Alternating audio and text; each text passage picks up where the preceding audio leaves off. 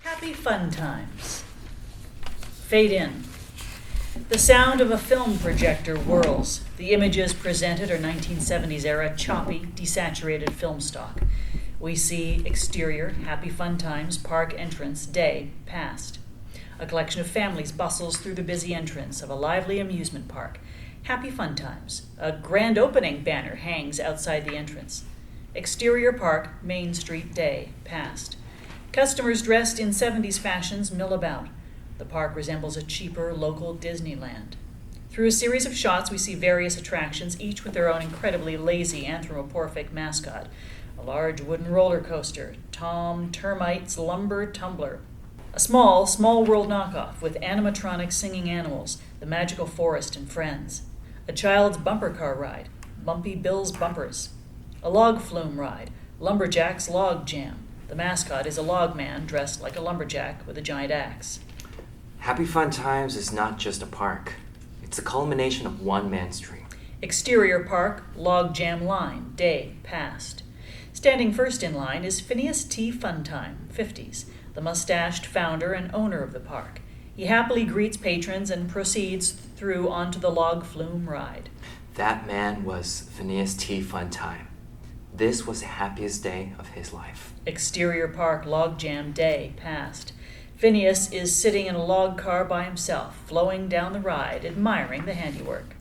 Little did he know, it would also be his last. At the bottom of a decline is an arch with a 10-foot-tall lumberjack holding an axe upright. At the hinge of its arm, a screw pops loose. Just as Phineas arrives below in his log, the axe falls. He looks up in terror as the blade approaches. Exterior park, log jam line, day, past. The entire crowd in unison motions their heads upward, following the arc of something flying off-screen through the air. People who were there to witness it said it was the most amazing and grossest thing they'd ever seen. The archbishop of the local diocese fainted, and the mayor threw up in his own mouth. Each face is fixed in a slow-mo awe and disgust. Some say the head flew over 100 feet. Others say that's physically impossible. Exterior, happy fun times, park entrance, day, past. Families usher out of the park, many of them crying or otherwise disappointed and shocked. All we know is that Funtime's head was never found, and the park that bore his name would never be the same again. Dissolved to, exterior, happy fun times, park entrance, day, present. Now in modern day, the same entrance is dated. The parking lot is fairly empty save for a handful of cars and a small plastic bag that floats by like a tumbleweed. Exterior park, Main Street, day. In a series of shots, we see the rides presented earlier as they are today, having never been updated. The magical forest ride has a closed sign over it. Exterior park, pretzel stand, day.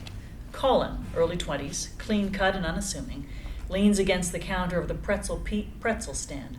He thinks he's impressing Olivia, Liv, early 20s, perpetually apathetic, wearing a park employee's uniform and an embarrassing pretzel hat. So, still think this place is boring? Yes, somehow even more than I did before. Oh, come on. This park is an important part of our local history. It's the 38th most popular tourist attraction in the tri-state area.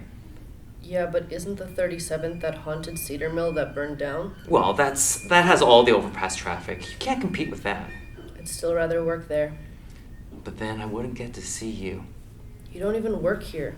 Why are you here all the time? I love this place. He leans closer to say more, but Liv looks off in the other direction.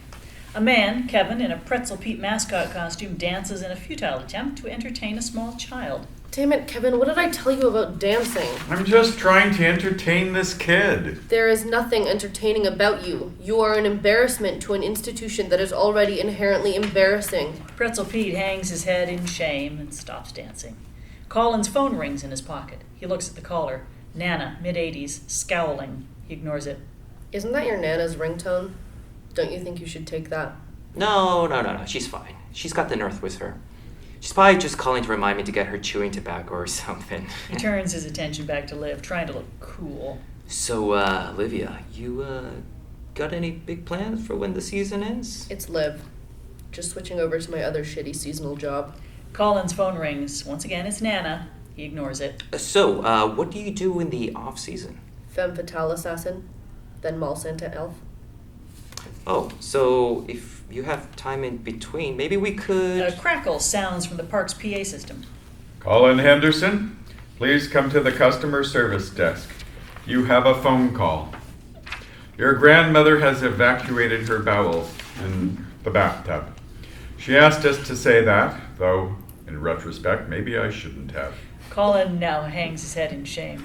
Title card, Happy Fun Time.